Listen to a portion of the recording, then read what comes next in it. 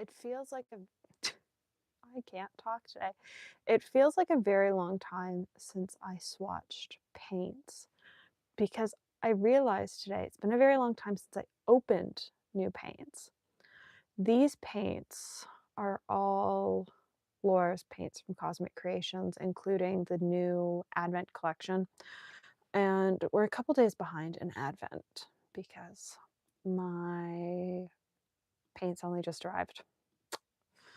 They went on an adventure. It seems to always happen with the Advent collection. But I also realized when I was putting stuff away today, I didn't do proper swatch cards for last year's Advent collection. So we're going to do swatches of last year's, swatch the first couple in this year's, but also she happened to send along all the new colors that have come out in the past year, which is a lot. There have been a lot of very pretty paints that have come out this past year, and I would like to play with them. So we're actually going to start with opening up this bag and seeing what's inside. I haven't peeked, but I do have a couple tins to sort into. So my idea is we're going to sort sort of shimmer matte holographic. So I think how this is going to happen. But they got a bit messy in transit because these are all testers. Some of these aren't out yet, and my package got crushed in shipping.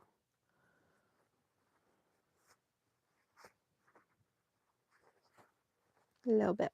So there's our first very shimmery color.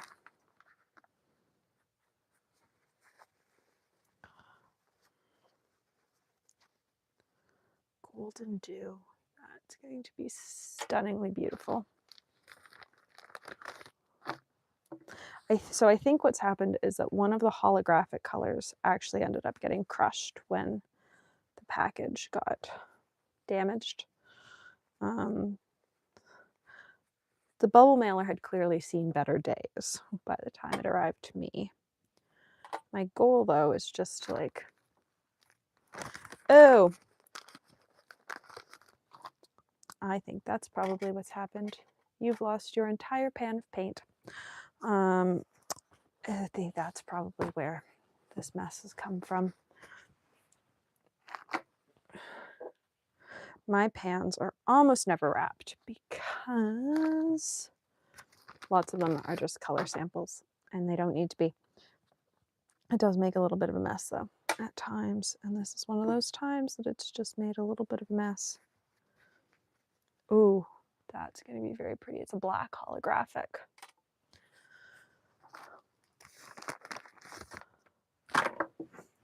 Oh shit, I dropped one. The funny thing is, at one point I did lose one pan of Laura's paint, and I knew I had it because I had a swatch card for it. There it is. And I didn't find the paint for like a year and a half, but I knew it existed because I had a swatch card for it. Ooh, it's going to be stunningly beautiful. So these are the new, I forgot what they're called, but they're new. They came out in the past couple months. I sort of want to just dump this. I feel like that's a bad idea. We're going to do it anyways. I am, though, going to put toilet paper. I don't know where my roll of paper towel went. It has disappeared down on my desk. And we lost 2 more off the side of my desk. There we go. Very sparkly bag. Oh, look at that. It's going to be stunningly beautiful. So I don't know if some of these are colors that didn't make the cut for the Advent calendar this year. Last year, I helped develop the colors for the Advent calendar. This year, I was really busy and I didn't have time. So I don't actually know the colors in this year's Advent calendar. I've also been avoiding everybody else's posts on the Advent calendar. So part of me wants to start with the Advent calendar because I've got, I think it's the 4th today. I've got 4 days to open.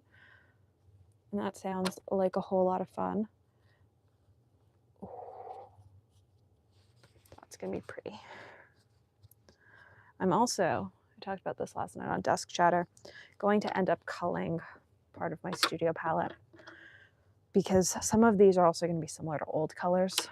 And the reason she's releasing new ones is because she can't get the same pigments anymore. And so I like to cull the old version, so I'm using the new version that is still in the shop. And any content stuff I do for her. This, though, is just for the fun of it, because I like doing live swatching. And it's been a while. And I also think that maybe, depending on what these mattes are, we'll do this week's Paint Your Style with them. Because it's been a while since we've done a Paint Your Style. I like this week's Paint Your Style. We could also just do it with shimmers. Shimmers build up less nicely. But I definitely know where the shrapnel is coming from. Do I have 2 pans of Raven? No, one's called Crow, one's called Raven. Interesting. So these should all be single pigment colors. Except for this one, which is called Coal. Apparently, there's a whole bunch of new black shimmers. Black shimmers are hard to do, so I'm excited to see what they look like. Rocky Ridge, Cardinal, Mossy Glade, Blue Lagoon, Fresh Meadow, Glow Chaser, Lava Lizard, Holly Berry, Joy Bus. I'm very excited. I'm also just gonna bundle up that little pile of sparkle and toss it so that I don't make a mess everywhere. I have a feeling these are all mattes. I may be wrong, but I have a feeling they're all mattes. I'm also going to use an X-Acto to get into them.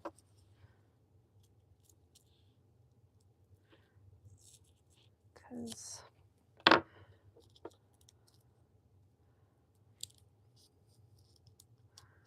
I would like to, they are, oh, Rocky Ridge, PB28, PBK4.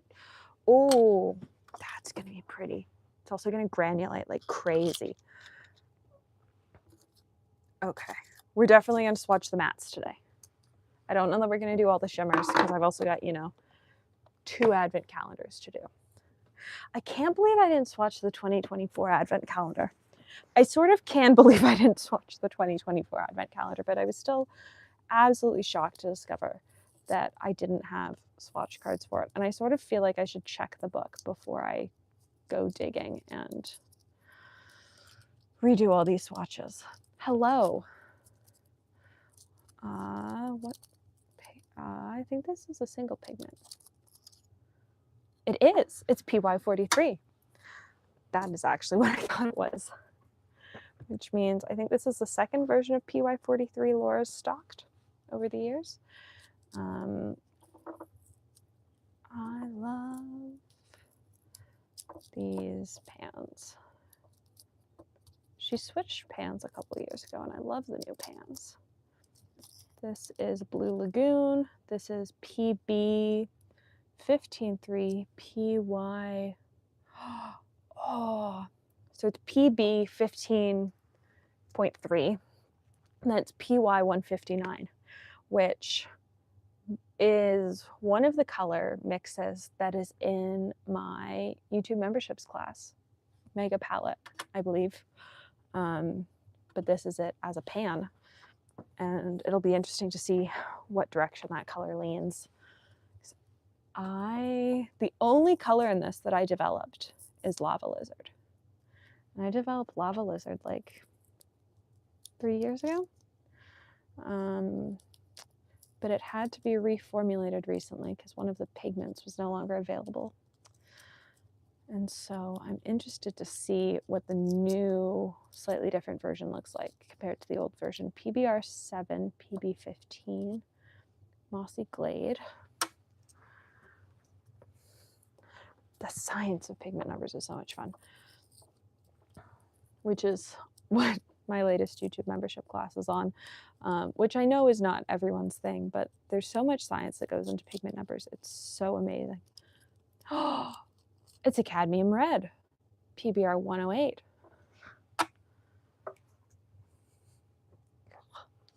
I'm gonna end up washing my hands. They're very glittery. And I honestly don't love the feeling of sticker adhesive. So no fault to Laura. This package got abused in shipping and went on an adventure. My package for the holidays always goes on an adventure. Last year it went all the way to Heathrow. This year at least stayed in.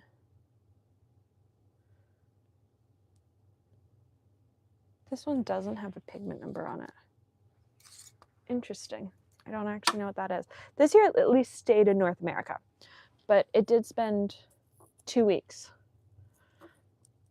bouncing through a whole bunch of different states before it made its way to Canada.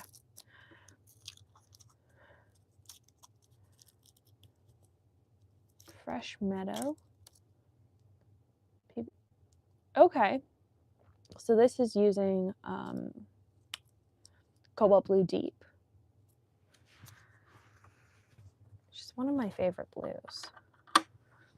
And you don't see it very often in mixes, or conventional mixes. It's sort of annoying to work with, and so nobody really wants to use it.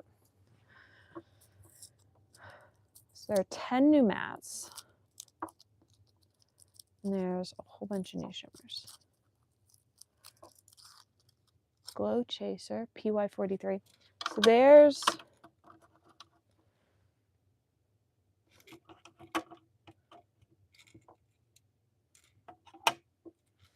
two. You can sort of see in the pans that they look different. PY43s, depending on where they're processed, how they're harvested, look really different.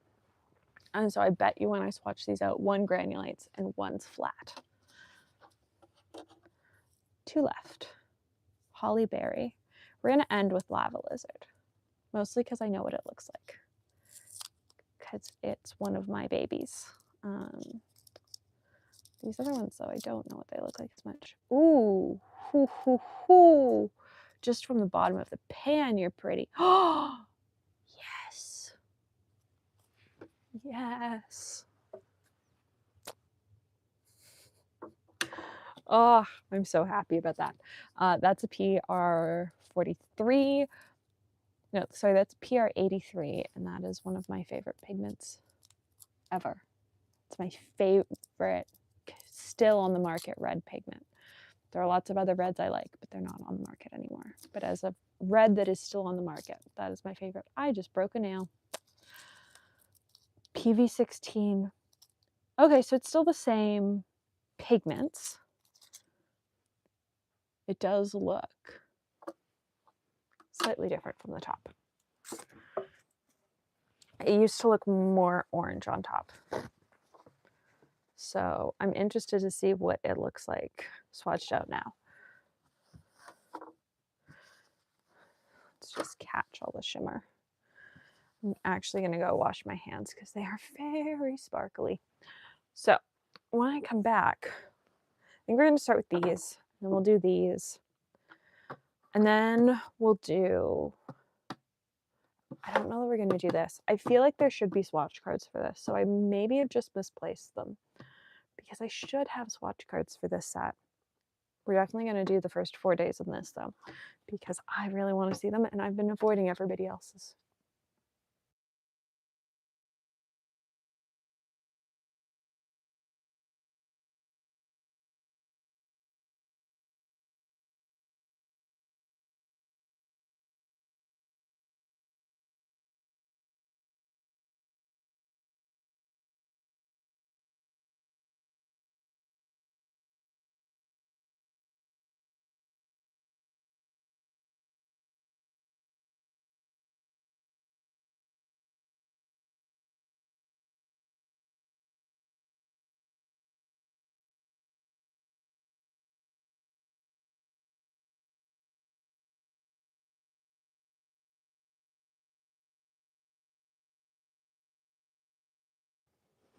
Also, because I forgot to say it earlier, I did receive my advent calendar set for free, but I received it for free because I've been working with Laura since 2020 in formulating colors for her.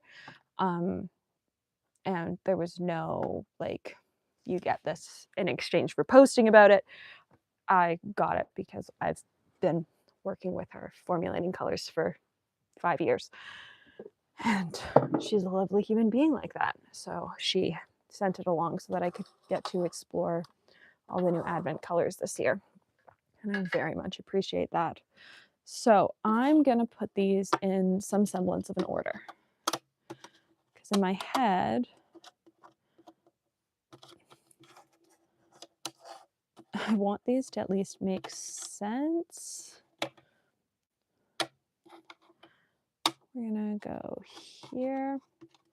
I also don't have the normal swatch cards I like cut out for single pigment colors. Luckily, there are only a couple single pigment colors in this, but for single pigment colors, I do like having a very specific type of swatch card. Which one of these do I actually think is darker? I think you're here. I think you're actually probably more green. I think this is close to Cascade green. I might be wrong, but just looking at the pigment numbers, it looks like it's going to be similar to Cascade green. I think you're there. Let's do 1, 2. Let's turn these so I can actually read their names. I'm going to write Lava Lizard New on that one so that I don't screw it up. And then we'll also put these set. These probably need to set for, I don't know. I'm probably going to let them sit for 3 or 4 minutes. And while I do that, I will put these in some semblance of an order. Should have done this before I washed my hands.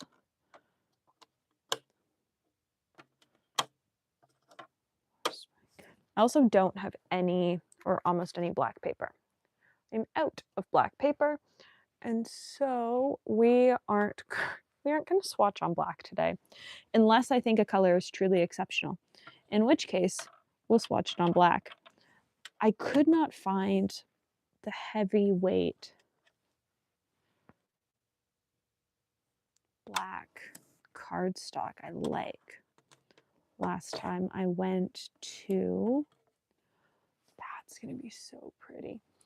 The last time I went to Michael's, or any, like Desserts didn't have it either. Neither did my local independent. So I'm going to have to find a new heavyweight black cardstocky paper, or maybe take a look at Blick. So because shimmers will look different on black. So lots of the time when I'm working with shimmers, I'll use them on black. This actually isn't the best example of a shimmer looking different on black. I just grabbed this card because I wanted to know how I used to format them. A better example of a shimmer looking different on black is something called a super shifter, or something that glows in the dark. Let me grab the binder. I have a 3-inch binder that is just what I call the special effects palette swatches. So neon white, you can't really see. Then on black, you can sort of see. And then if you stick it under a black light, it glows blue. Great color. I love that one. Oh, these are so much fun. So last year I did a series called Ghosts, or Ghost Trees. And they're one of my favorite paints. And they're one of my favorite paints for a really amazing reason. So here's a ghost on white. You really can't see it. It's really not there. You can sort of see that there's something there. This is it on black paper. They're also called fairy colors, depending on the brand. Those are one of my favorite colors of all time. and I use them all the time in pieces because they're just a little bit of something that you don't expect to see. Where's the super shifter I actually really want?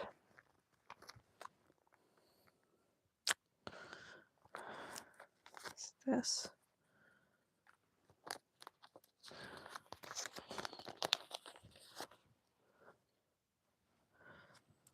So the thing with super shifters is they're always going to look better under outside lighting. And unfortunately, I am inside and I don't have my ring light set up at the right angle. But here's a super shifter on white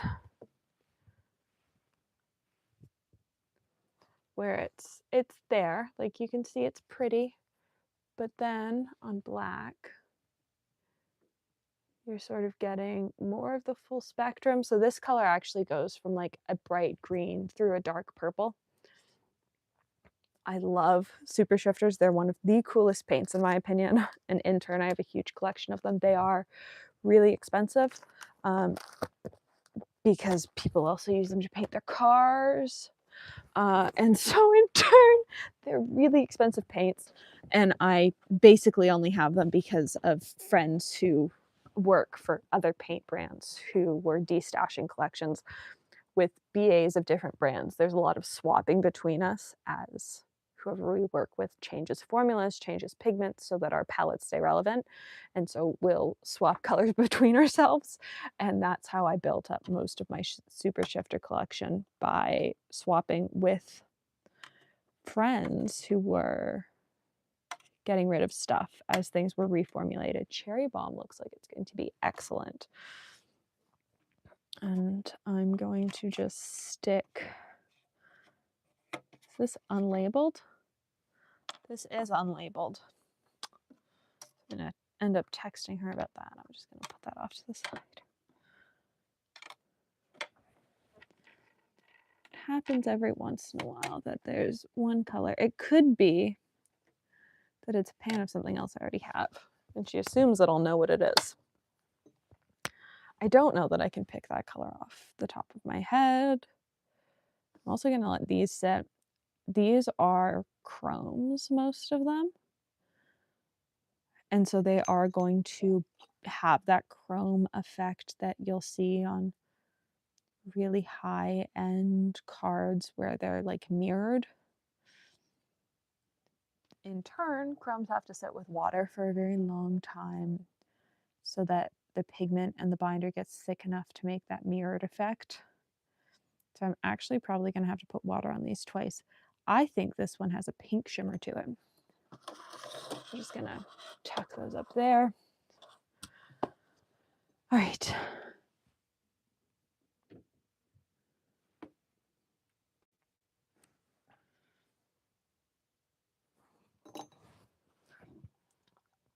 I love paint.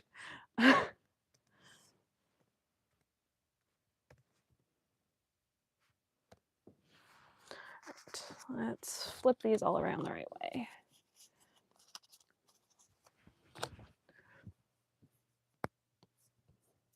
I wonder if this PY43.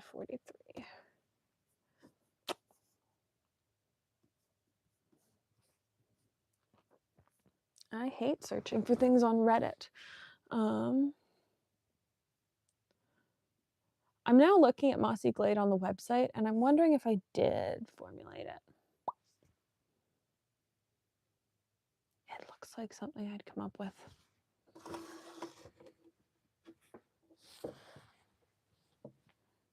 Like it looks very me. I don't see this color though that I can't find the name of. Ah, it's Joy Bus. Okay.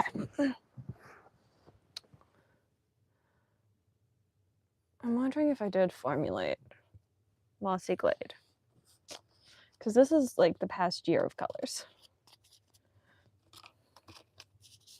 'Cause a lot of the time she'll also release stuff and I'll go, "You know what? I don't need a pan of that. I've already got a lot of paint." And then on occasion, I'll go, "You know what? Send me what's new to refresh my palette." And this was a sort of, I need to refresh my palette restock.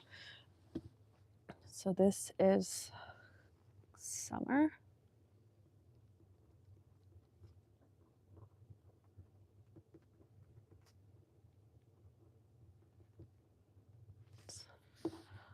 This is called Joy Bus.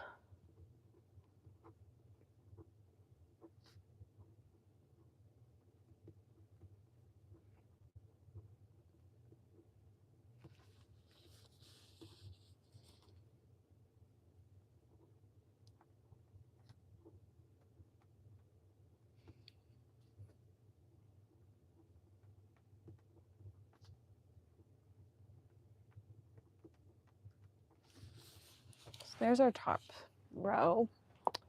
And then we have, see, this is why I've left things for so long.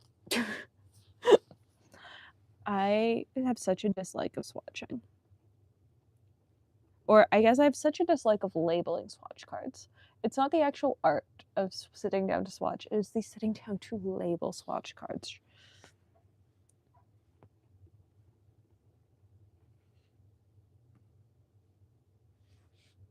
I know what paper, as I'm sitting here looking at Fresh Meadow, I'm going, I think you're also one of my brain children. Oh, David, I'll probably still be here. Swatching all these paints is a very labor-intensive process because also if they granulate, then I do 2 swatch cards for them, and a lot of them will granulate. And so they'll get 2 swatch cards, or 3, depending on what I feel like. This is not short. I make it seem like it's short to make my brain happy, but it's not short.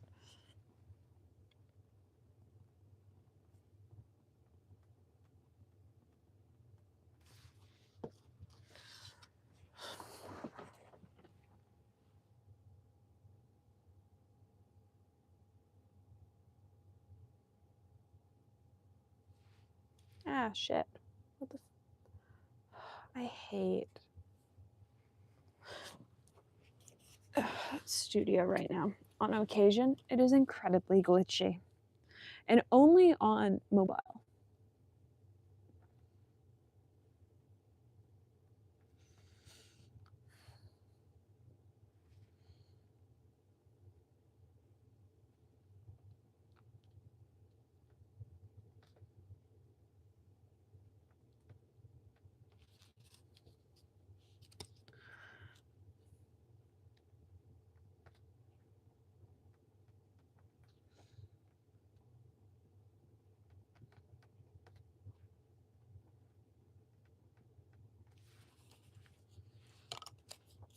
This is Rocky.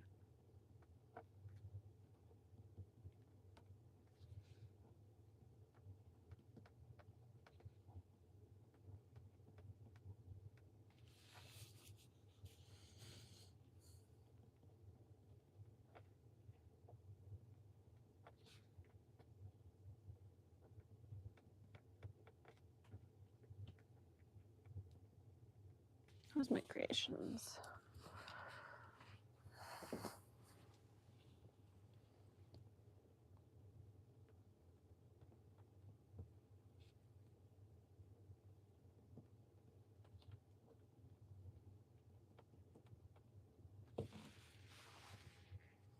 Oh, I can just slide you guys this way a tiny bit.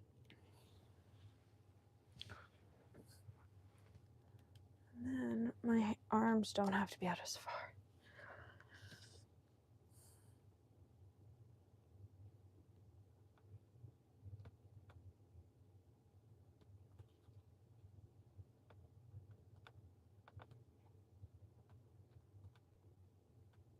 Right.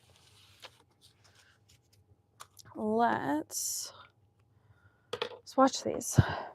I think I'm gonna need a bunch of double swatch cards. but I'm going to pretend that I don't. And when I do need them, I'll just make them. This one's absorbing a whole lot of water. Also, my very sad Tintoretto size 2 brush, because Gwartzman's keeps being out of stock of Tintoretto brushes. And I can't find them anywhere else in Canada right now.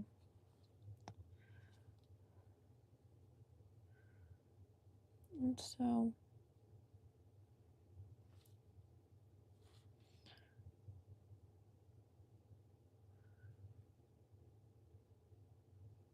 I'm so out of practice. This is so ugly. It's so ugly. I don't even know what pigment this is. Item details. What pigment is this?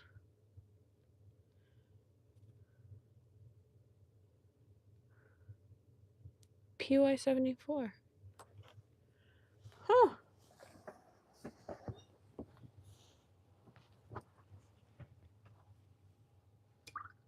Well, I do really like a good PY 74. Just gonna stick that up there.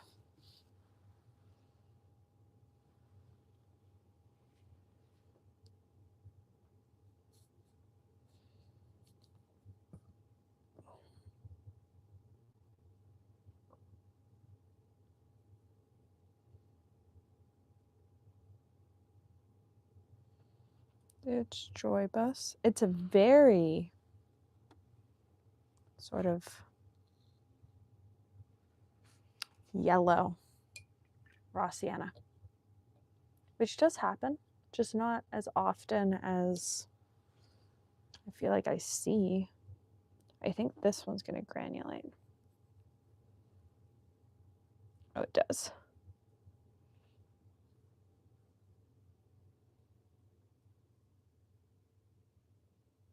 You can see it. This isn't a super toothy paper, and you can already see it. Like, it's lighter, and it's just grabbing into the little bit of tooth that the paper has. Fresh Meadow. I think this is similar to one of the White Nights colors, because it's got the same sort of yellow sitting on top of it. Question is it going to do? Oh, that's so pretty. That's so pretty. Look at that. I think I told Laura that what I really wanted was a granulating green. So let's do a full strength swatch of that, because that is not a full strength swatch. I added quite a lot of water to that. We're going to actually do 2. We're going to call that 50% water. We're going to do one that is mostly wet, and we're just going to drop a little bit of green into it.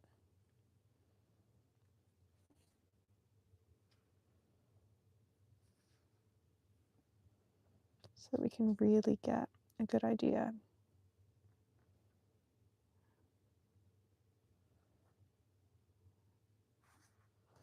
So there's our 75%.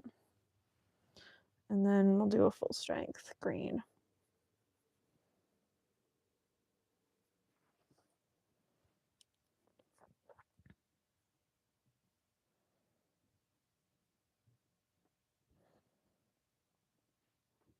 Even full strength, it's stunning.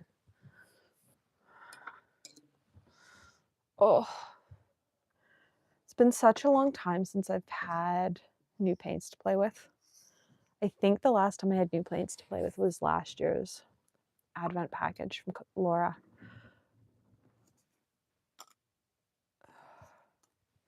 There is joy in new paints. I think this is going to be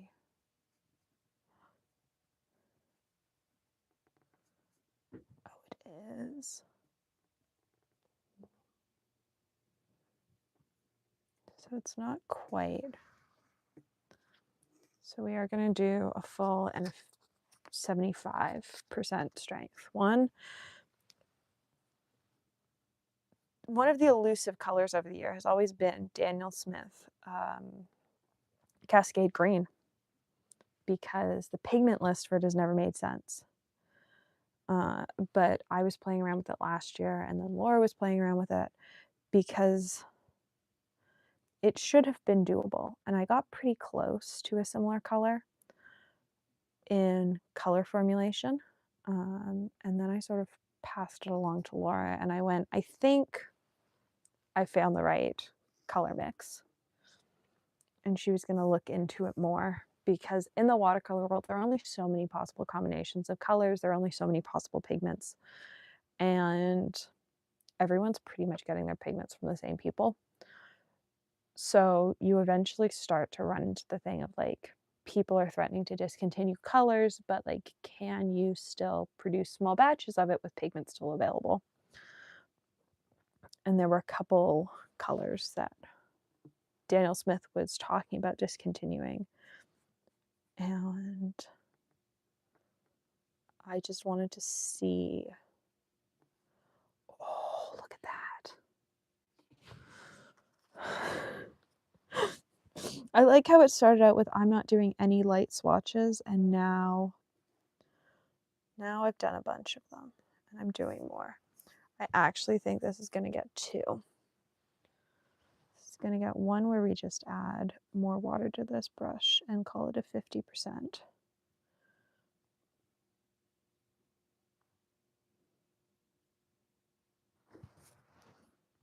And then it's going to get 1 where we put even more water on the page, where it's like mostly water and a tiny bit of pigment, because something tells me that this is going to be absolutely stunning.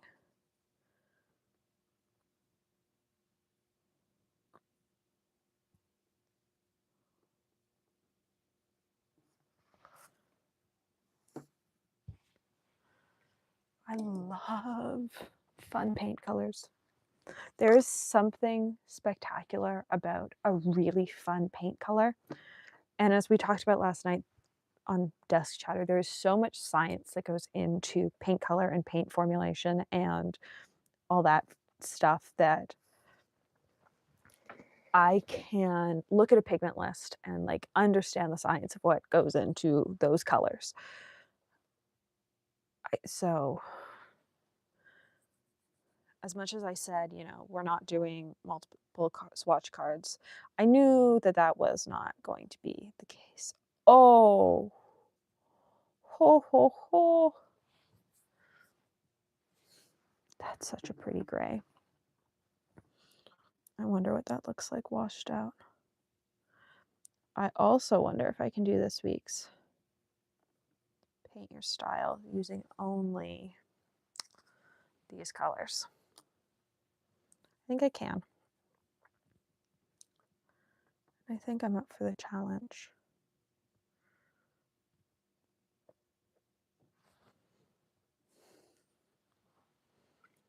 I guess using only these and the shimmers, because I am going to need a little bit of brightness and some sparkle. You always need a little bit of sparkle. Okay, so this is different than the previous Alizarian Crimson. I'm going to have to put this next to the original one that she had in the shop. Pure Alizarian Crimson. It looks slightly more pink. The one big thing with Alizarian Crimson is it's not light fast. That doesn't bug me, because I sell very little of my work as commissions, and any work I do as commissions, I do care about light fast or spray with a UV spray or both. And if I'm just playing around with it in a sketchbook, it doesn't matter to me. But I know for some people it does matter. It's just never been a big deal for me, because I like to be able to use all the fun colors. And I find worrying about light fastness really limiting to the fun colors. That one's got weird corners. I want to see what the granulation of this cadmium is, because it looks very similar to an old White Nights color in its mass tone. I wonder if it's the same in its granulation pattern. So this is the new version of Lava Lizard. Oh, automatically, I love how it feels. Let's grab a swatch card. Just put a little bit there. It's still, one thing with Lava Lizard is it's always been a little bit of a thicker paint. You've always had to like wet it down on the palette first. It is still, even with the reformulation. Oh, there is something, as I said it about seeing my photos in print, there's something about seeing something that you created in front of you. And the thing with creating paints is that I've always been able to see my paints being used by other artists. And that's really cool. So here's what we're gonna do. I have this week's, what size of paper do I want? I sort of don't want what I've got. What do I want paper size wise? Do I want that? Do I want my last sheet of that? I think I do. And I'm gonna grab tape and we'll tape it down to my desk and we'll do this thing and it will be a great time. I'm so excited. I haven't done one of these in ages. Grab a roll of tape. That is not the tape I want, but I will grab it anyways. There's the tape I want. I'm also going to grab a pencil and an eraser so that I can sketch these lines out. I like how I was going to swatch everything and now I'm off topic, but you know what? It's a Thursday night. It's snowy and gross. And it's just going to be one of those streams where we sort of do our own thing. So I have screenshotted this week's Paint Your Style.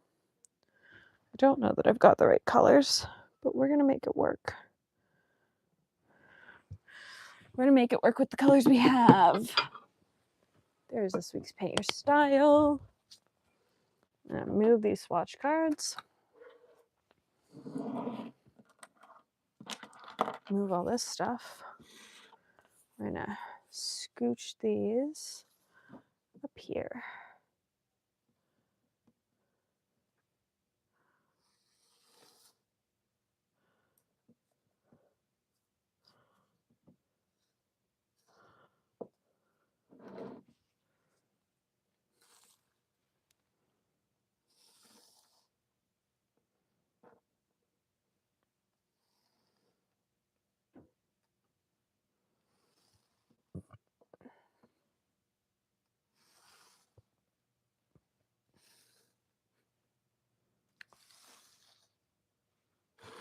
So we have our paints. We have our photo. We have our square. We have our tape.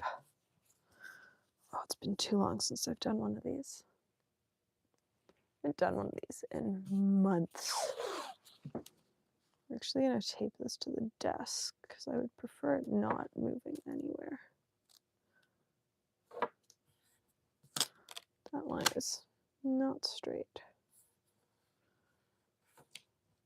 That line is still not straight.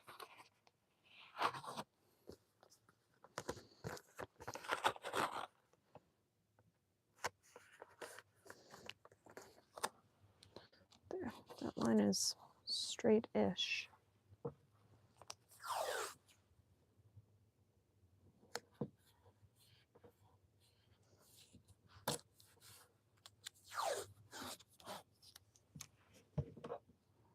Could just, I don't really want to.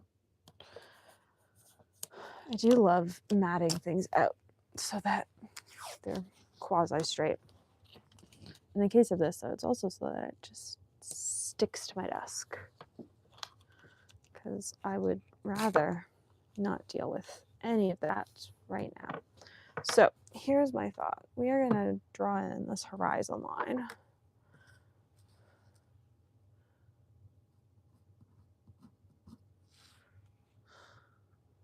Make our pencil a little longer, and then we'll draw on this horizon line.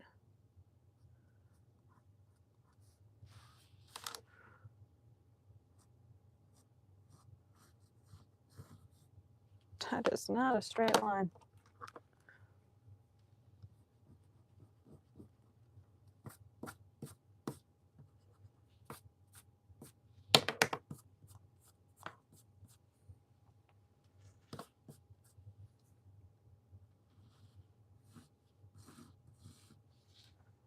Sure. Make that work as a horizon line. Stick that up there. I also think I've still got a heat gun around here somewhere, because there's no way I'm waiting for this page to dry. It's cold, it's gonna take forever, and that just seems like a waste of time. So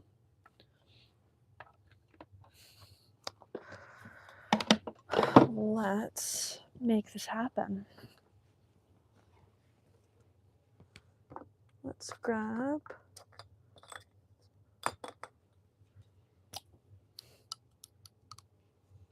another brush.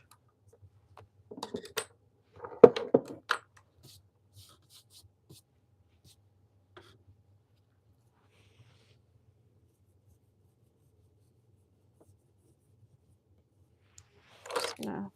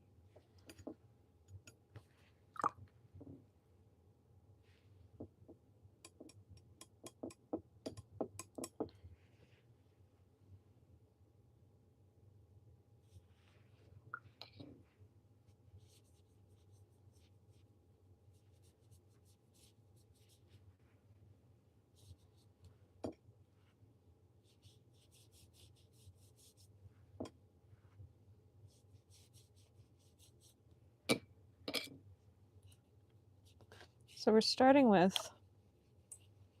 doing the entire background, because I don't have a good bright blue. This has a really good bright blue, and I just don't have a good bright blue. So we're gonna start with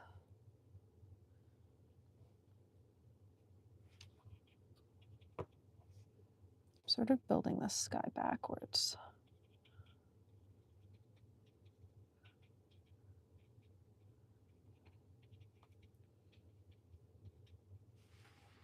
Actually, I really like that. Let's try that quickly.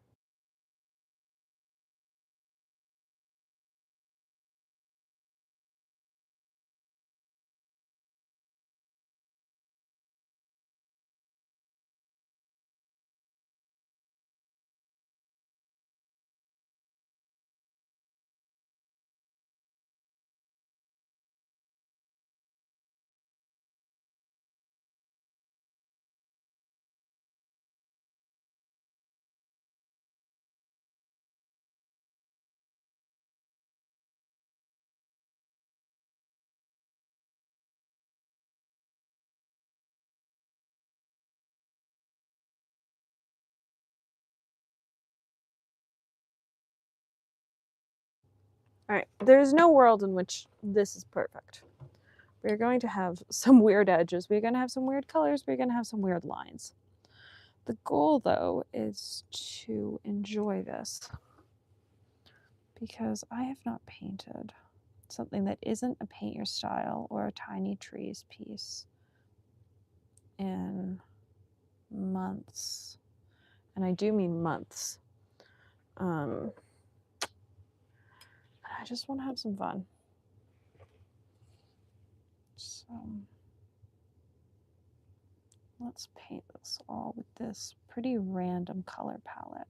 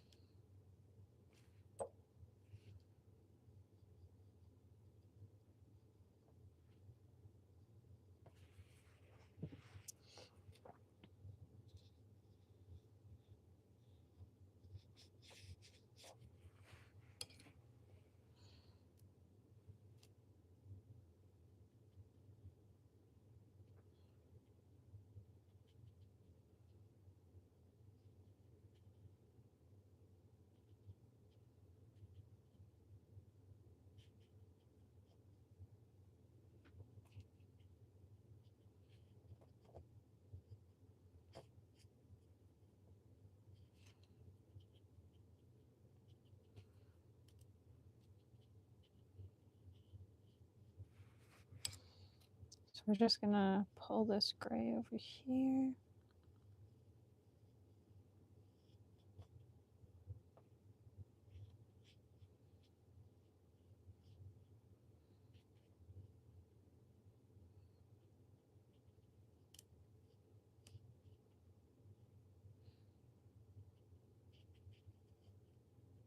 So also part of this is gonna be covered with trees and stuff. So it doesn't need to be perfect.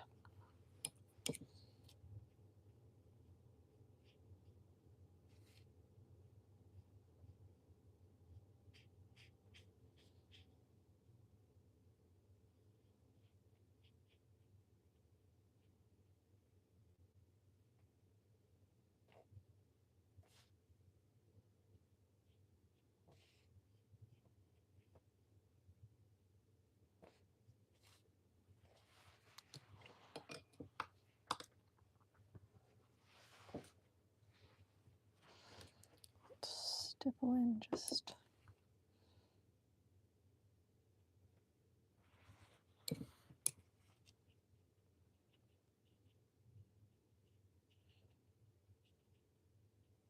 right. Let's dry that.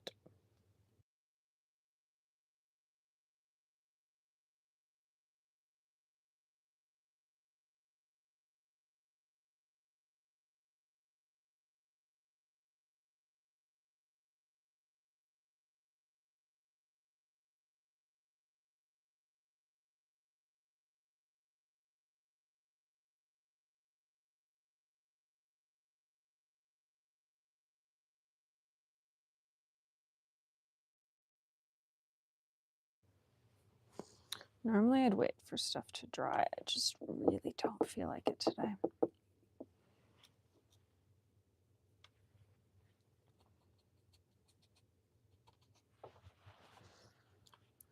I think partially because I haven't done this in such a long time that I don't want to take it all that seriously. Like, I just want to have fun with it. And there's something about letting it dry, doing it properly, that like makes it seem like I'm taking it seriously when that isn't what I want to be doing. I just want to be having fun. So let's drag some of this in. Be really careful to keep those edges. We are going to have to stipple in a little bit of that pink because we do have some of that clouds.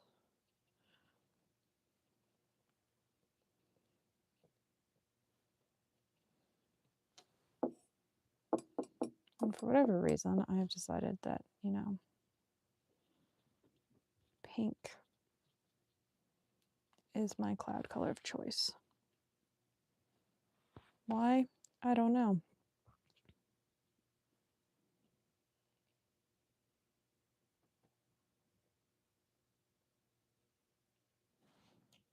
but it is currently. All right, let's try this.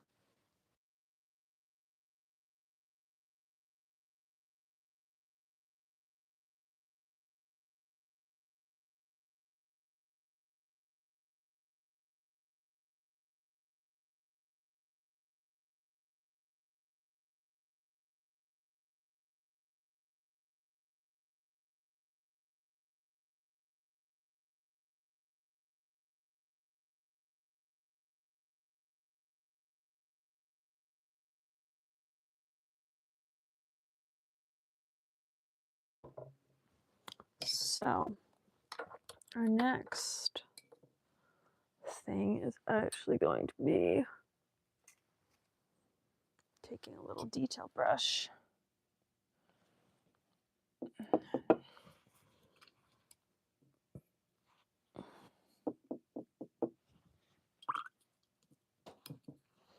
and making some trees.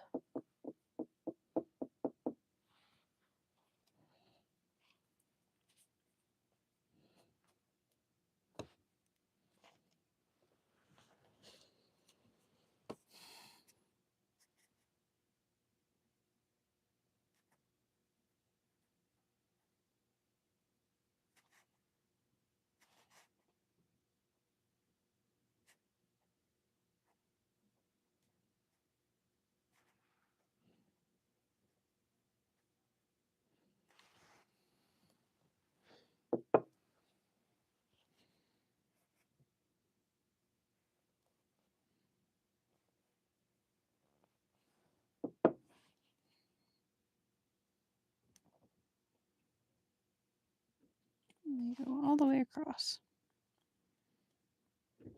Means I just get to do this a billion times. Because I'm, again, not stressing, which means we're just doing little lines. Except I would like them to be, you know, tidy. So we're at least going to make sure that our brush doesn't have too much paint on it. Too little paint on it. I'm going to need way more green.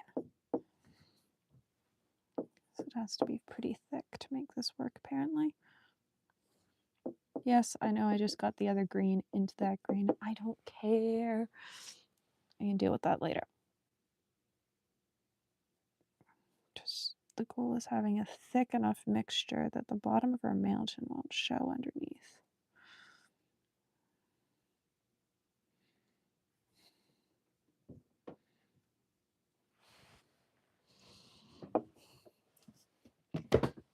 Sure, fall off my desk, why don't you? By the time we get here, they're like quite short and stubby.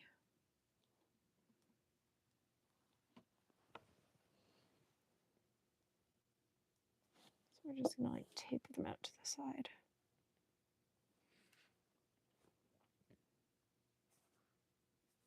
That's how we're gonna do this. I could be using a striper, but I don't really want to. I don't like striper brushes. I find they make weird lines. I'm already dealing with little fat trees, so we're just gonna embrace the little fat trees. You know, the little fat trees are just like the aesthetic at this point. Are they? I don't think so, but we're gonna make them the aesthetic this time. They're also very different than my typical tiny tree. Which, you know, is maybe a good change.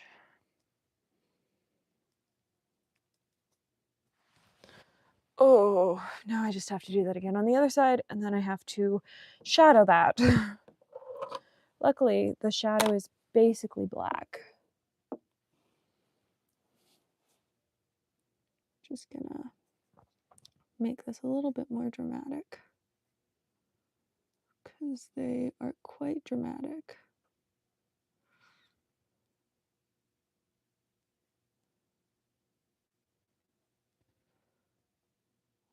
Now that we've got our line, we'll just like fill in the odd spaces, which is one of the things I love about painting, is that when something looks odd, you can just like fix it in. Hello. All right.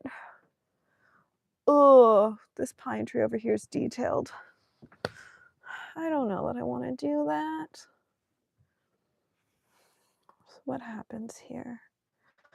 It goes up.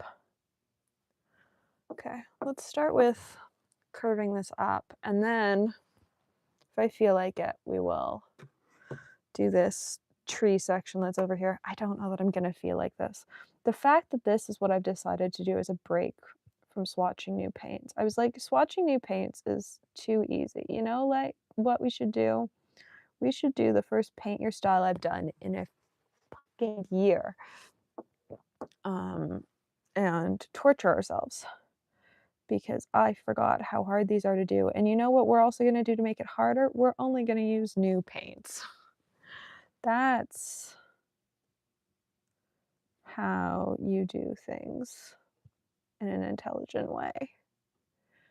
It's like, I have so many paints in my office, but you know what we're gonna do? We're only gonna use brand new paints. I guess I could do this tree in shimmers. That would sort of be pretty. This pile of paint is starting to dry.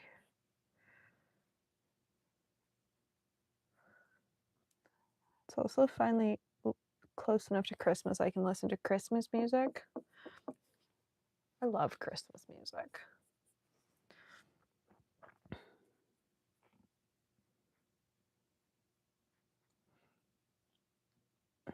It's a nice break from musical soundtracks.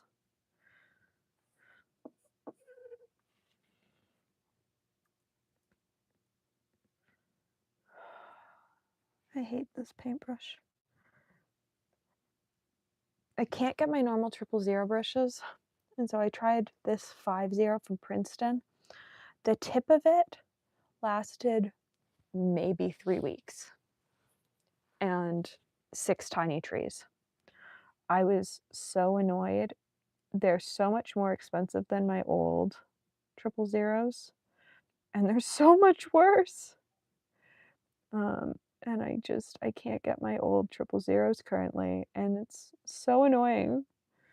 I'm hoping that US retailers start to stock them and I can just pick them up at Blick when I'm in the States for US pen shows. Because this brush is just infuriating. Like, look at the tip of it. It's so wide compared to one of my old tiny tree brushes. Like, this is a 000. This is apparently a 50. This is not a 50. I have spent the day listening to the Piano Guys Christmas albums. Mostly because they don't have lyrics, and so it means that I can do things like edit while listening to them. I can't listen and edit to, well, I can't edit while listening to music that has lyrics. So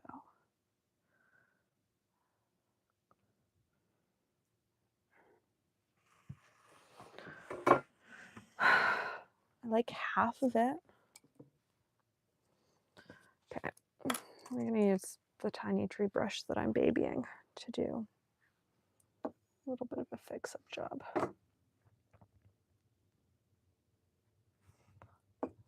Just a little bit of one.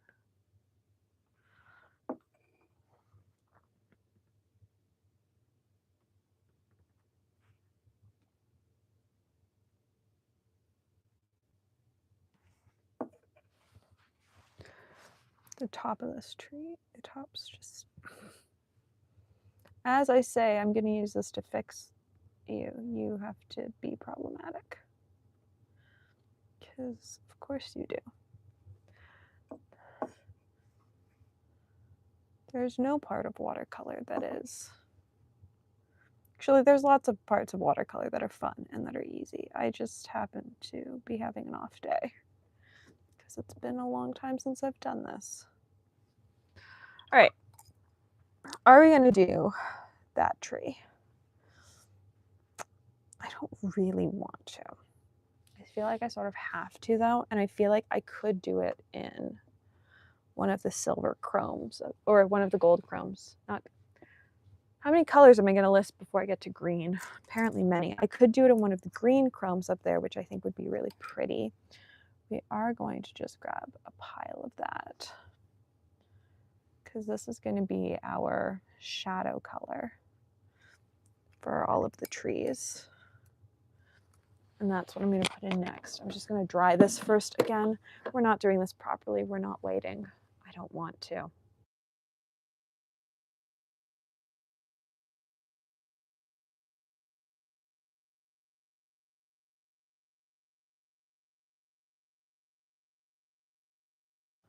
Also, I somehow feel like doing this properly and waiting goes against the whole like not stressing out and having fun thing. So we're not doing it properly. We're just drying it with a hairdryer. We are going to add in some of the gray to this. A, to keep the color palette cohesive. B, because I don't think the green's dark enough. I'm sort of using the gray as my unifying overarching color. I used it in the sky. I've used it in the mountains. I'm now using it in the shadows of the trees. I'm sort of just using it as that color to tie everything into each other, which is not always how I work, but I do want it to like sort of look like it belongs.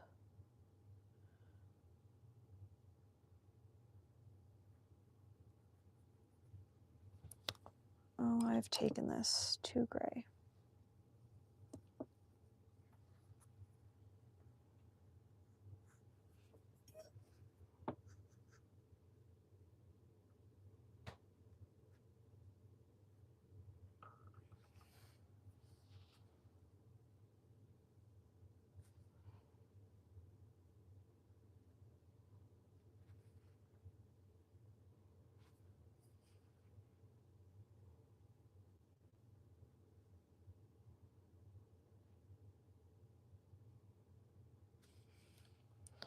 I hate shadowing something.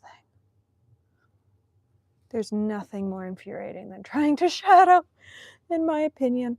I hate shadowing. No matter how I'm doing it, I hate shadowing. I find it a skin crawling experience. It's never perfect.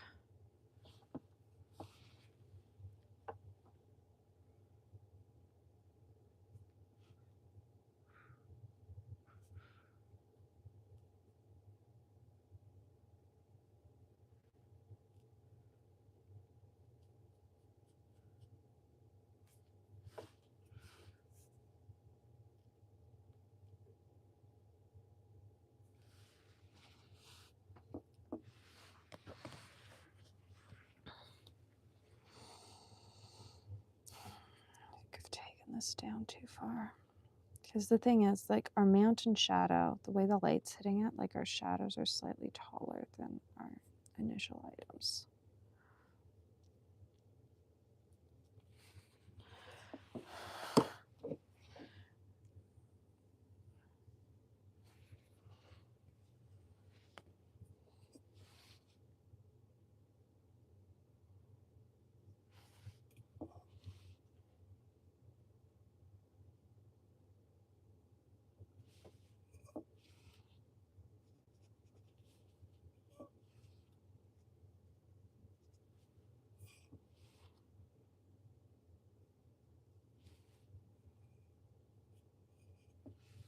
How did I not mix up enough of this color? All right, we're putting in the island because I didn't mix up enough of this color and I don't want to make more. The thought of making more of this color is what one would call appalling. And so in turn, we're just gonna taper this off here because this is gonna be hidden behind a tree. And we're gonna taper these the way you see them on the page.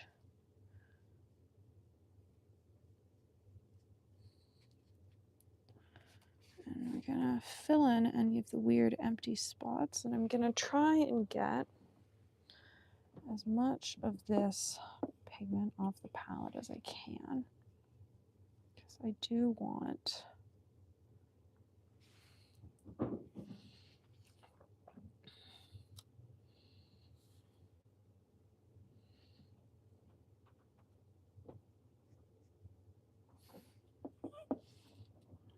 there are still shadows into the lake from those ones. Of course there are.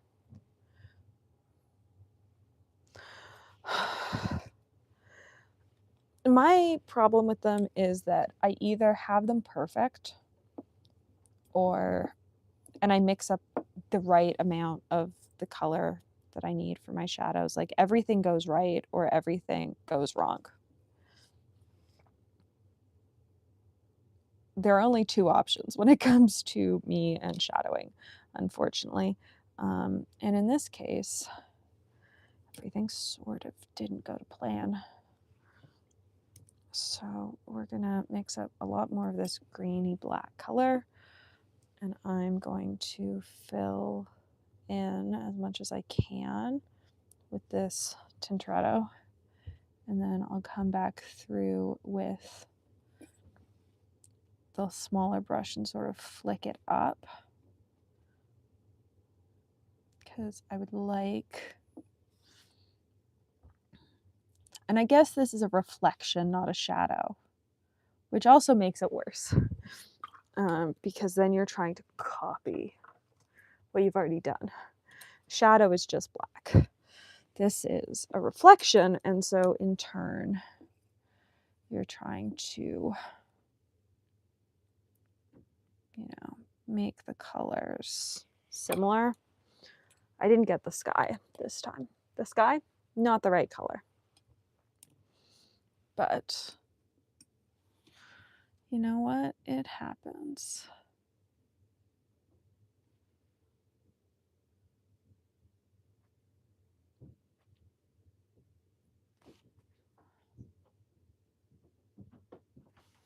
Where sometimes you just have a weird day.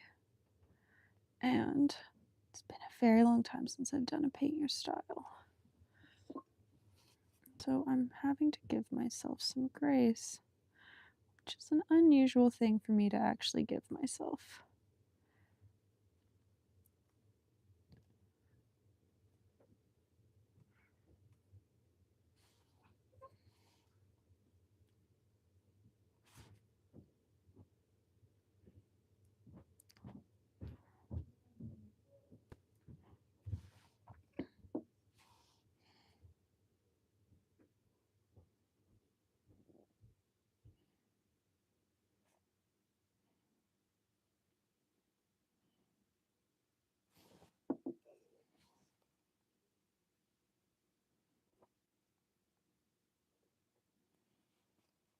Yeah, we're gonna call that good, because I don't think it's gonna get any better. I think it's probably only gonna get worse, and I'm gonna start overworking the page.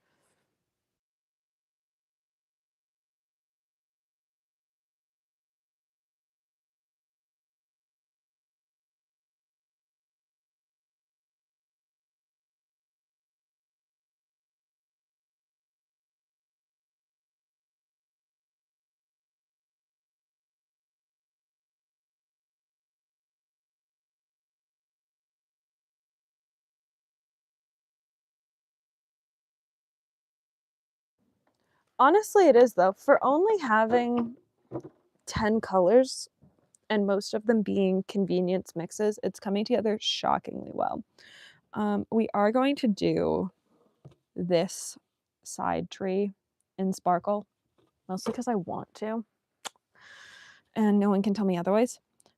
So before we do that, because I'm going to have to pull out new brushes and everything, I am going to do the rocks, which are mostly going to happen in this gray. I am going to do one that's got a little bit of this red mixed into it.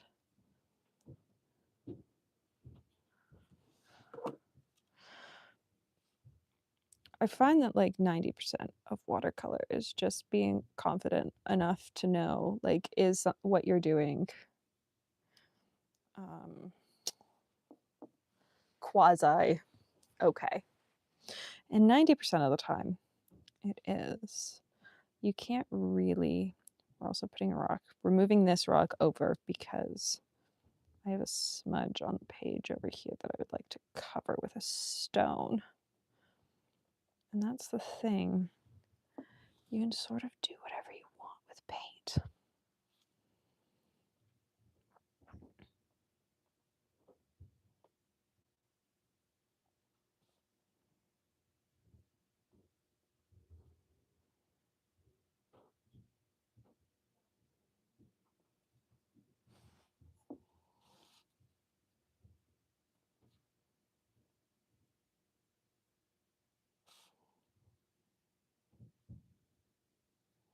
And merge those into one because I want to.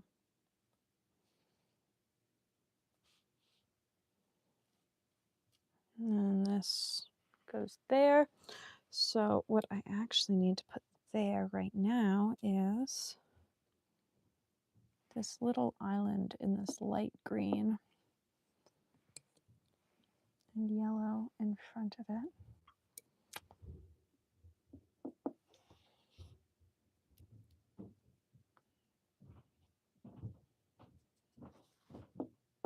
And let's just fill that in because that is, for whatever reason,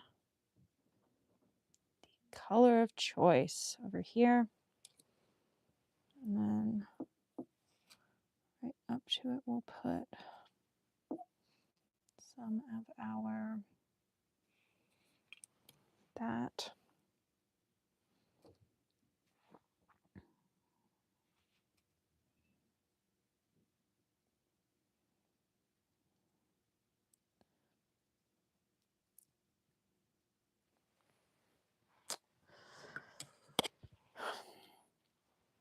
I'm going to do another rock that's just the gray. Okay, let's dry this.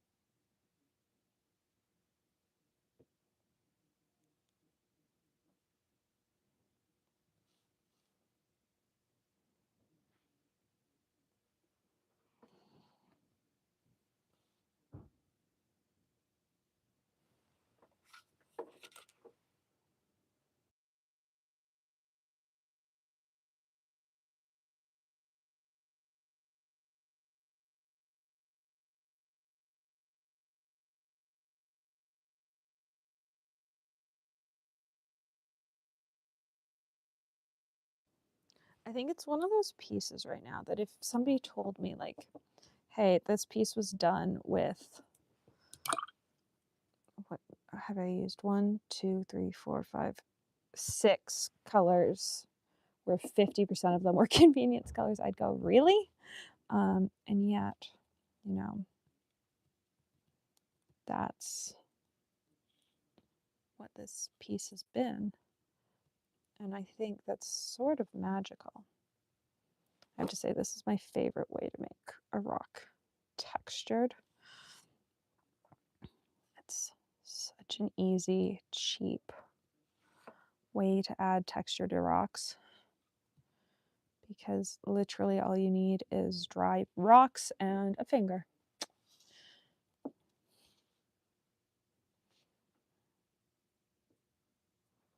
And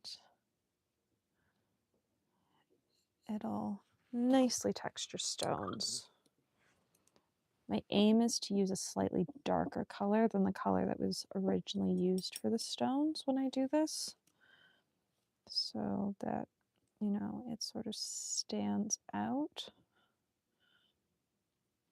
because it'll also lift a tiny bit of the color underneath. And so you're lifting, you're adding, and you can do a couple layers of this. I just find it to be the nicest way to texture little baby rocks. You can also do things like this, so we're adding even more texture to that one. Add a little bit more texture to this one, because they're the closest to the camera where the photo is being taken. So let's just add. Okay, well, let's try that.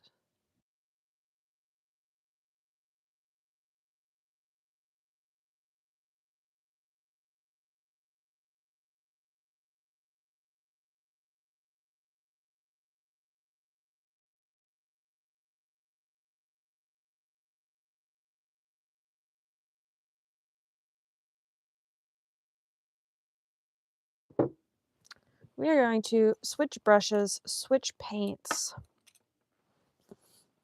because I'm about to put 2 trees in right here. So I'm going to tuck away all of the very nice brushes, and I'm going to grab the chromes out. And then once this is done, we'll actually swatch all the chromes. So I'm leaning towards this for the back tree and this for the front tree. The funny thing is I haven't actually swatched either of these. I have no idea what they actually look like. But there are 2, actually there are 3 trees. I need a liner and a daughter and 2 triple zeros. There's such a like nervous adrenaline feeling right now. It's been such a long time since I've done one of these, and this is sort of the stage like it starts to come together and it starts to feel like a full piece. So our big tree is going to go in first. Which of these has the nicer tip? You very clearly have the nicer tip. Oh, I am actually still here. Clearly I got sidetracked. We're now doing a paint your style where I've done it only in the colors I've opened. And now we're adding chrome to it, because why not? Honestly, why not? This is not the brush to be mixing a chrome with.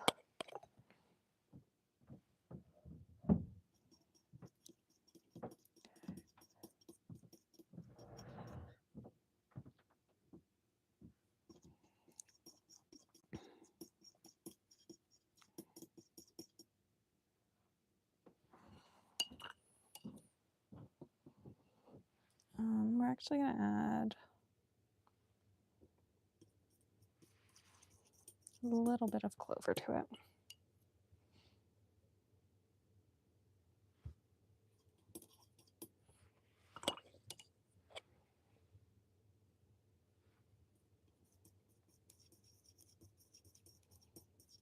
Again, this is not the brush to be doing this mixing with.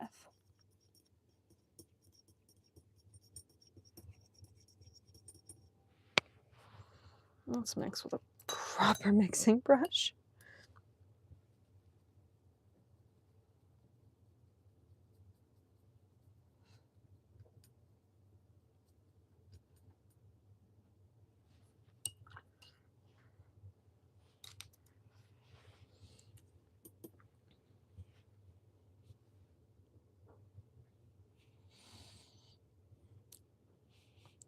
it goes all the way up to, oh, I don't like that. We're not going to do it all the way up to the top.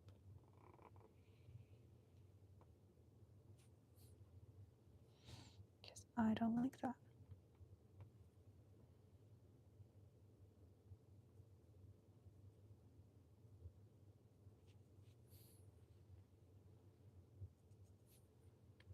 Actually, you know what? It covers up a little bit of ugly paper at the very top where I screwed up. So let's just stick it up there.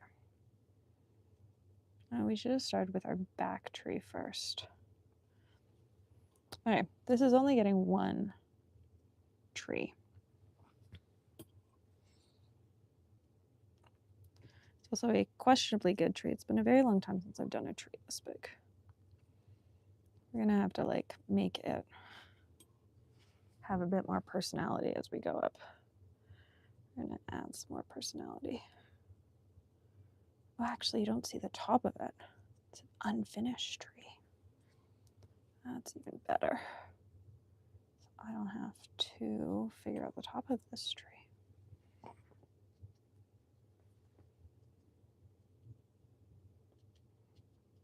So had I known that I was going to scrap it and only put in one, there are a couple decisions I would have made that I didn't make. And I will explain them in a second once I've finished laying in all this chrome. The big thing with working with a chrome is you want to work with it all while it's wet. If it starts to dry, it's going to dry differently in different places. You're going to get weird lines. So I want to lay this all in while it's still wet so that it all dries in the same sort of way, so that it dries with the same sort of flatness. It's very much an unfinished tree at the top now. I'm embracing the unfinishedness. But it's unfinished in the actual post picture, so I feel less bad about it.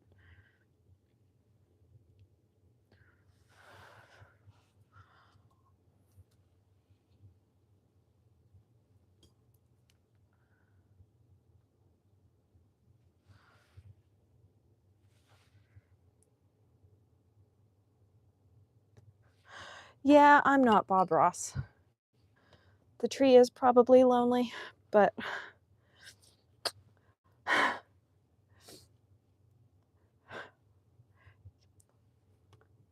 we're gonna let it be lonely.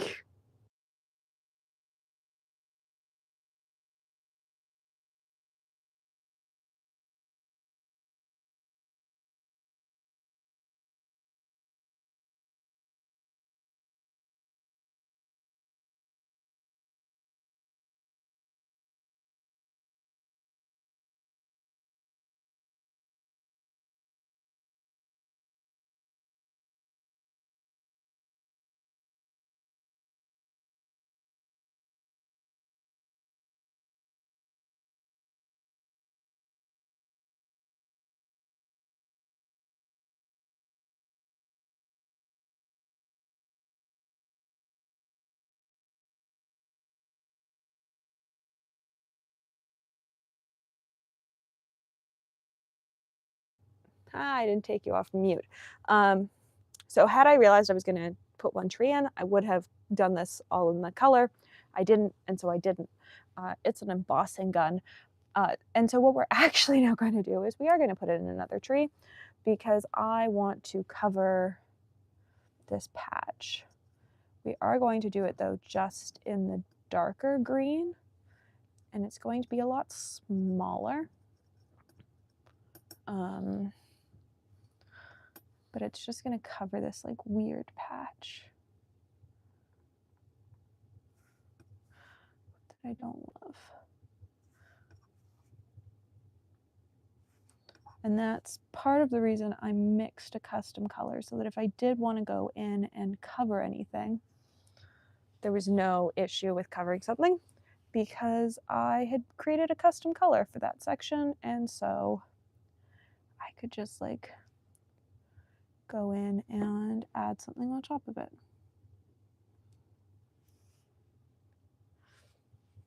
And so I think that looks much better. And we might also do one that's got a little bit of teal. I might just stick a couple like emeraldy tealy branches. So like, you know, there's another tree over here.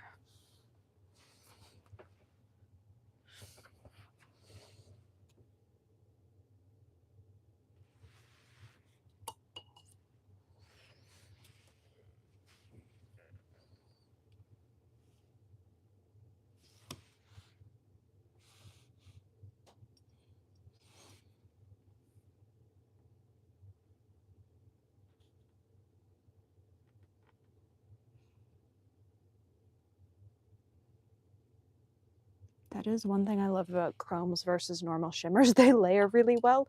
Also, the like look of layered chromes is stunning.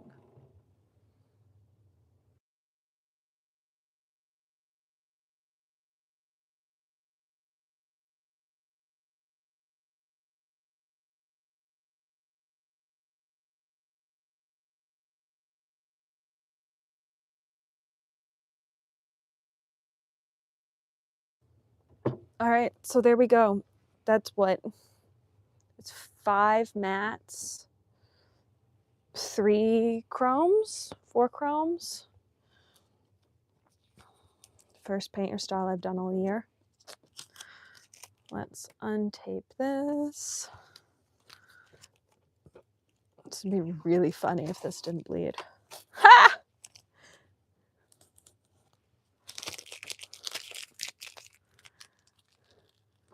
Didn't bleed. All right, well, let's swatch these chromes out properly, because those couple new ones I played with are stunning. Like, look at that shimmer. Layered on top of each other, and you can still see the difference in the trees, which is so rare for a shimmer paint that I am just in love without even having played with them. They have now sat for a while though, and some of them have absorbed all their water. So, oh, that was so satisfying. I haven't done one since like last December.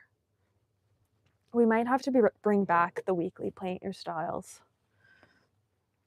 There is something really satisfying about them. 1, 2, 3, 4, 5, 6, 7, 8, 9, 10, 11, 12, 13, 14, 15, 16, 17, 18, 19, 3, 4, 5, 6, 7, 8, 9, 10, 11. Should we start with the advent calendar?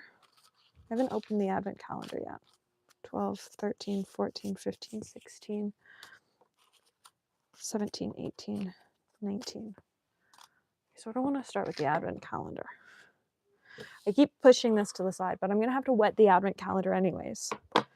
So I sort of want to open my advent calendar because we're on day 4 already, and I've been avoiding everyone else's posts about it. And I will be using them for tiny trees this month. So let's start with this. So this is day 1. So last year, where's last year's advent set?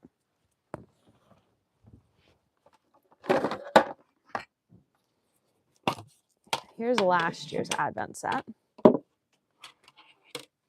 in order, which I really liked. We had like traditional Christmas, and then we had like Hallmark Christmas card colors. Ooh, winter wine. It's our first advent color of 2025. So that's day 1. Here's day 2.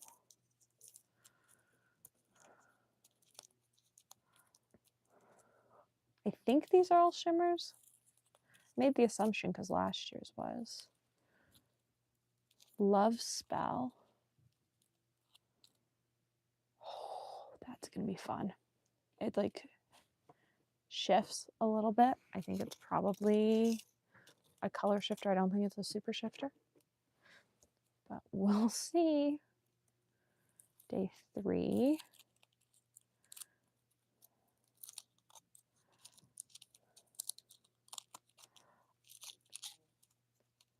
Lunar Frost.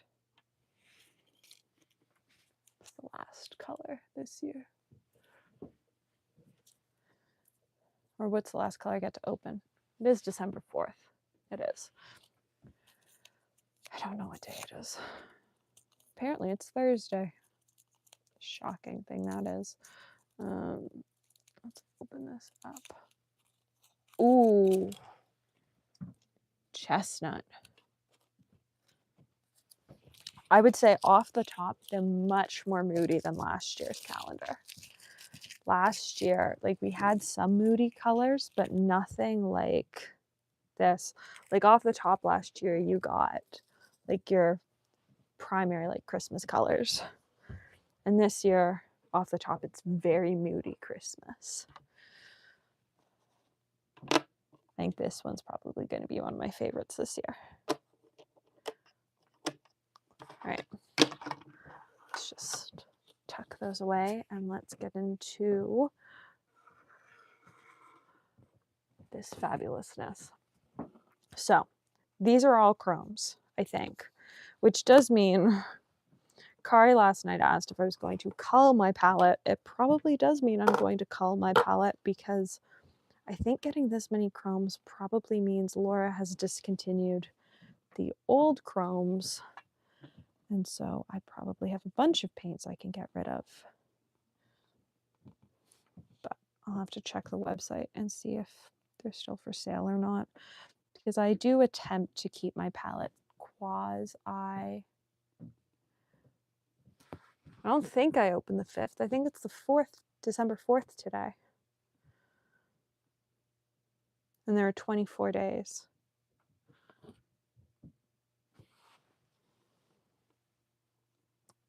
Because you open the 24th on Christmas Eve, which is December 25th. No, which is December 24th. Yeah, no. I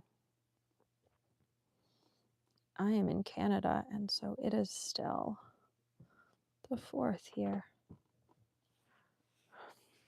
I will say there's one really annoying part about swatching chromes, and that's trying to get it perfectly even. Getting a perfectly even chrome swatch is almost impossible. I find that you need a lot of water and to be very patient, and even then you're likely to end up with a line wherever you picked up your brush at the end. So that one wasn't awful. Let's do this green. I think this green's going to be spectacular.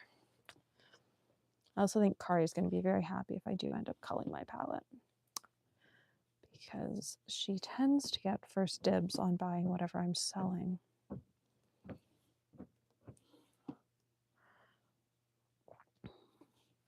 Oh, oh, that's so pretty.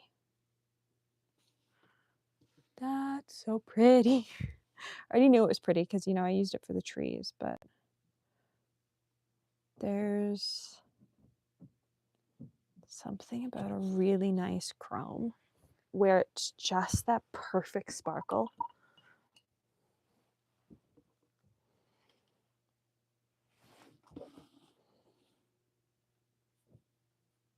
Here's the dark green I used for the trees. Something tells me this is going to be an absolute pain. It's going to have brush lines. Oh, it might not.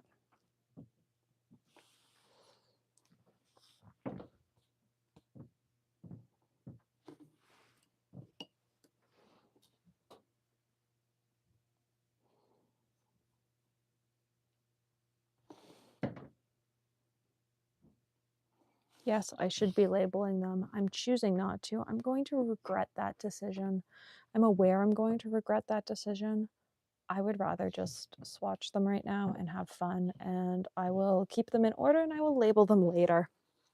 I didn't end up labeling any of the extra matte cards, and so I've already got a whole bunch of stuff to label. And it's almost easier to label them once they're dry, because then if I screw up on one, I'm not having to make sure that I grab the next right card. I just have to grab the next blank card. And it does happen on occasion with a chrome that I will screw up on a swatch card, purely because they take so much water to get flat. And I do want these to be flat. Yeah, the greens are really pretty. I like this one quite a lot. And I've already, see, look, I screwed up. I swatched this. I don't know if you can tell. I swatched this on the back of the paper, not the front. And so the sizing on the paper is going to be different because this paper is only sized on one side. And so we're going to grab some blank cards and we're going to swatch this green again. Because even though that swatch was really pretty, it's not going to be an accurate representation of what the color actually looks like on a flat paper. I use a hot press paper for my swatches, even for my granulating color swatches, because I want to know what it's like under the flattest of conditions. So for chromes and stuff, you want to use a really, and super shifters, you want to use a really flat paper. Whereas with granulating colors, you tend to want to use a toothier paper. I like to do all my swatches on the same paper, so I've chosen to do them on a flat paper, knowing that granulating colors are going to granulate more on a toothier paper.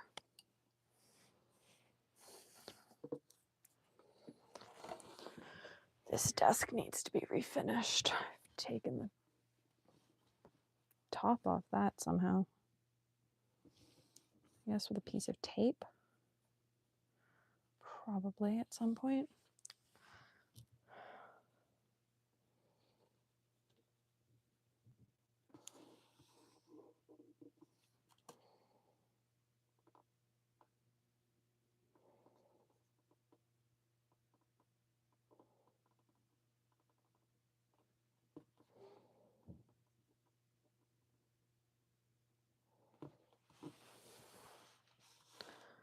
There's one.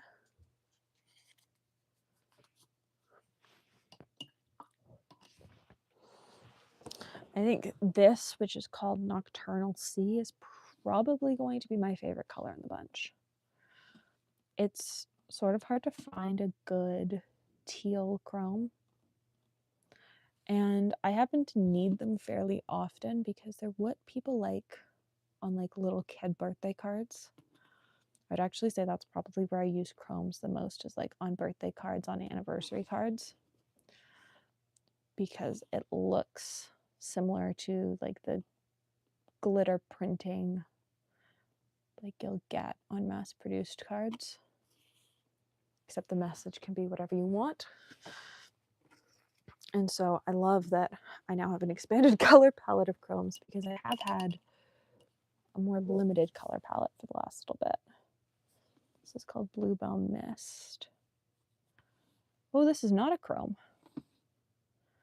This is just a dark metallic. That's very pretty. I wonder what it looks like on black.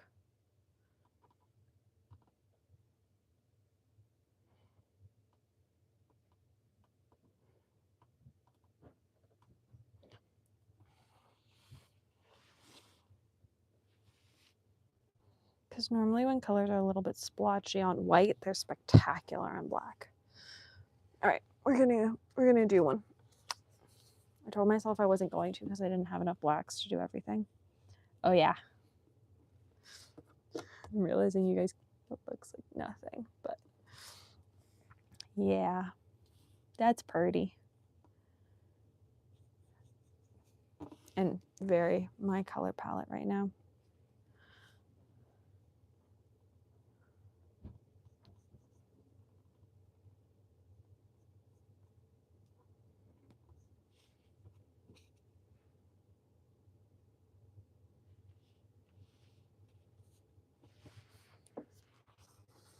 All right, Sapphire's up next.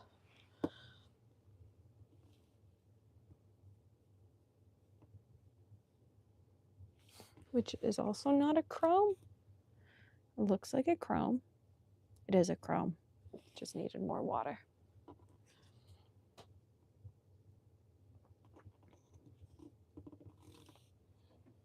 It just needed more water.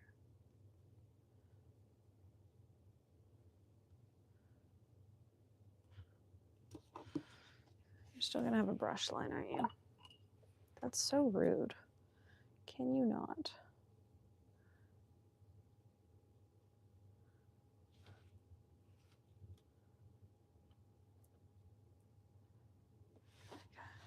It's better.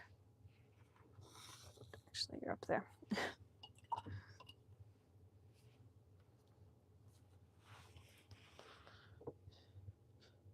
I think this was Cosmos,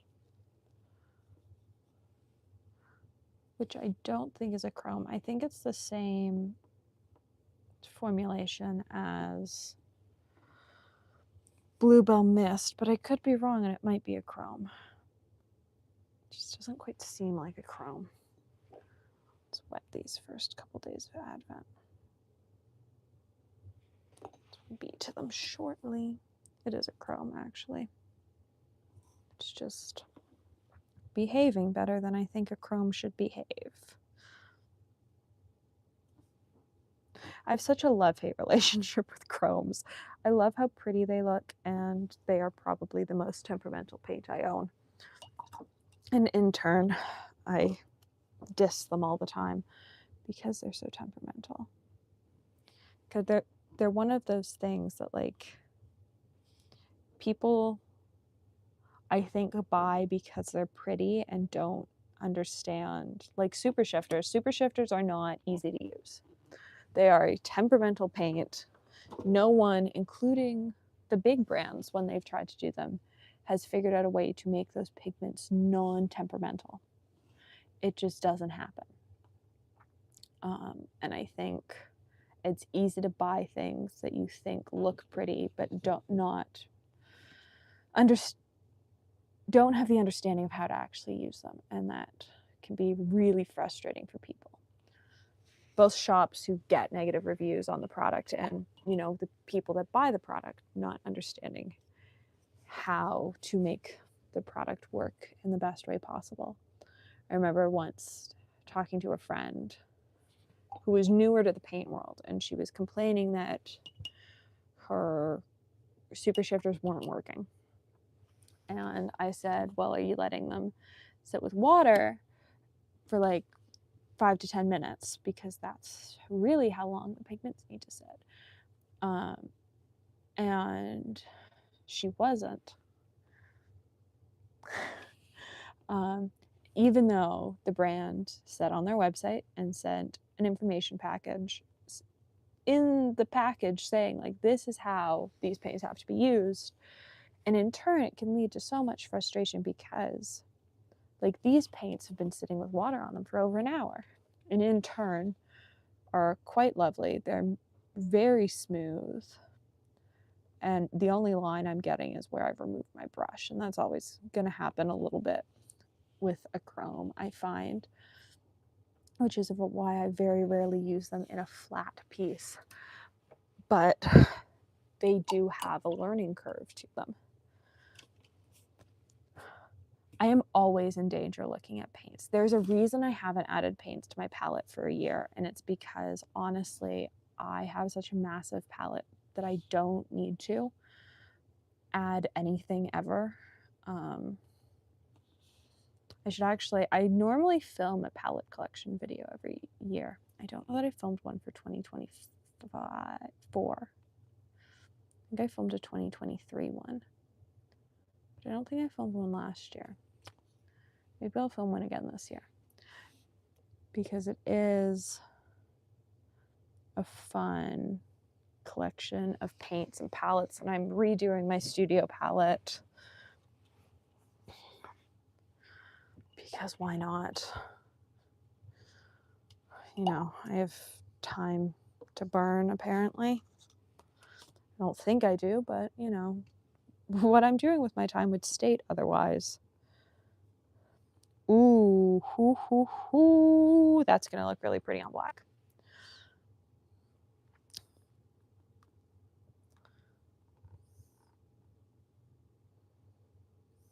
I'm really trying not to use black cards as much as possible because I think this and this and this are all gonna have to go on black.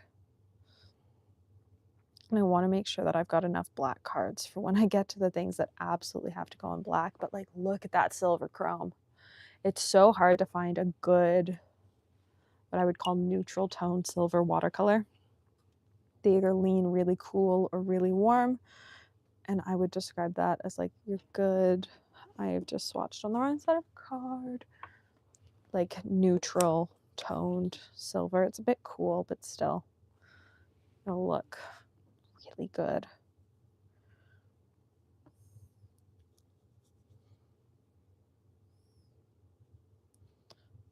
Ooh, that's a very, see, the pan was deceiving. I got too much paint that time. I thought this was going to be really dark brown. It's much more champagne than I thought it was going to be.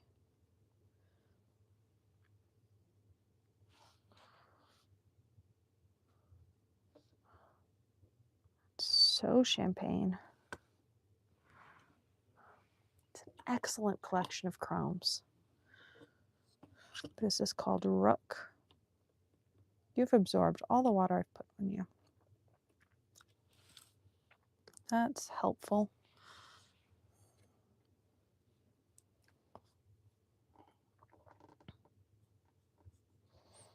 I think it is a brown with a gold shimmer to it.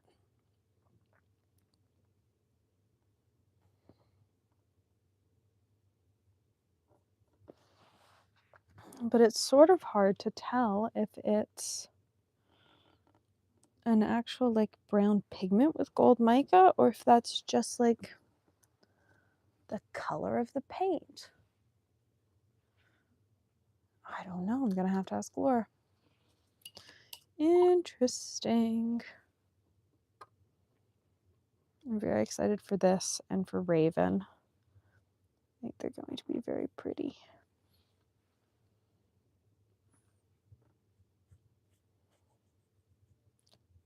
So this is a black with what I think is hollow in it.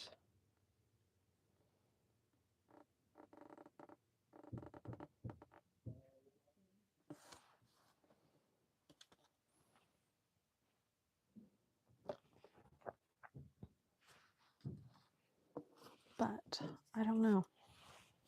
There are many options on what it could be. I think Raven is black with a red in it. Is this actually like,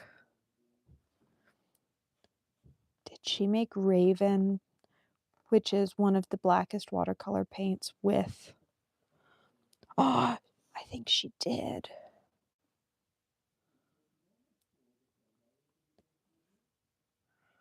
So we look very black. I don't think we are actually. Let's grab this.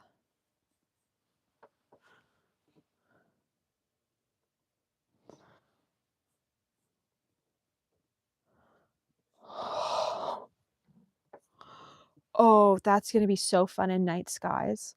That is like the cheat code to a night sky in a pan.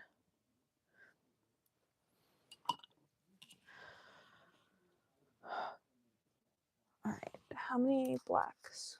Let's grab another black square and we'll do one for the top one as well. Because I think, yeah, as soon as it's,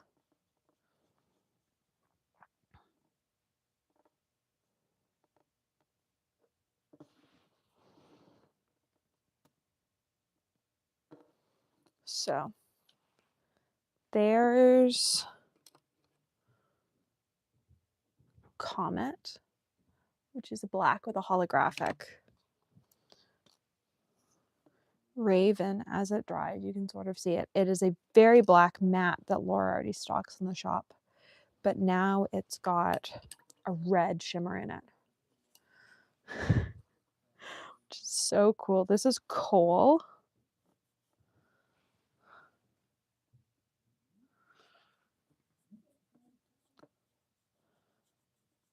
Which is another standard black in the shop. I don't know that these are actually on the online store. Something tells me these are actually experiment pans. They might be in the store though. I don't know.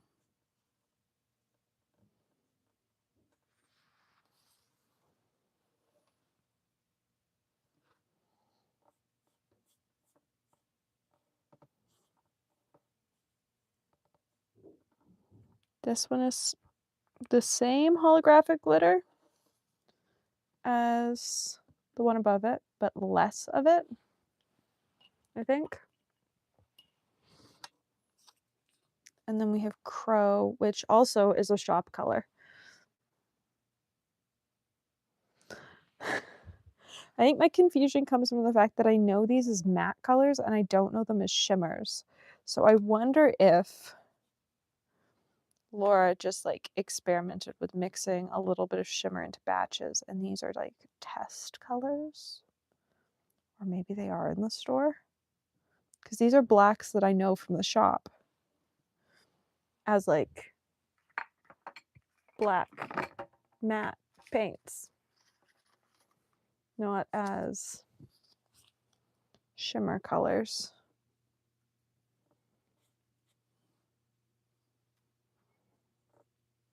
I'm gonna have to ask her.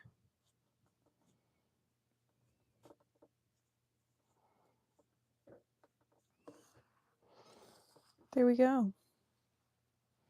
I think of all of them, Raven and Comet are probably my favorite, though I do like Crow.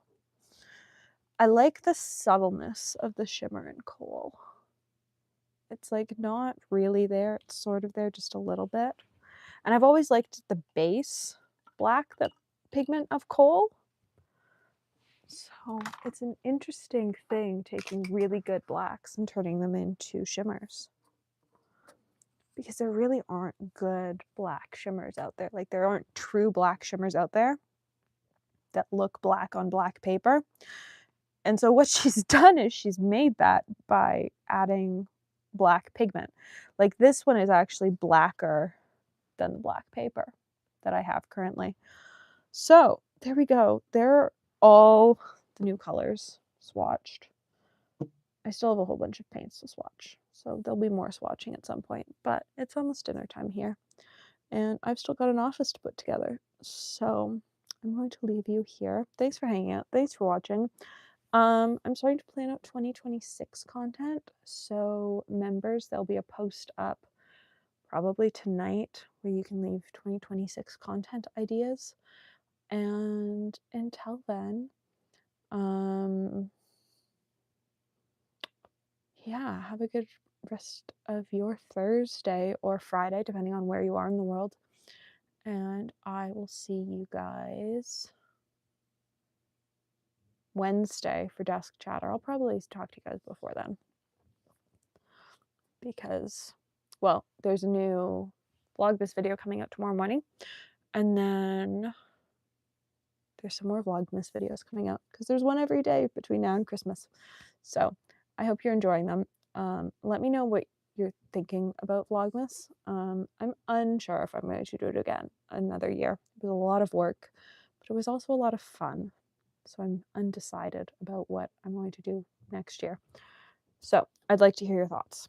Until then, have a good evening.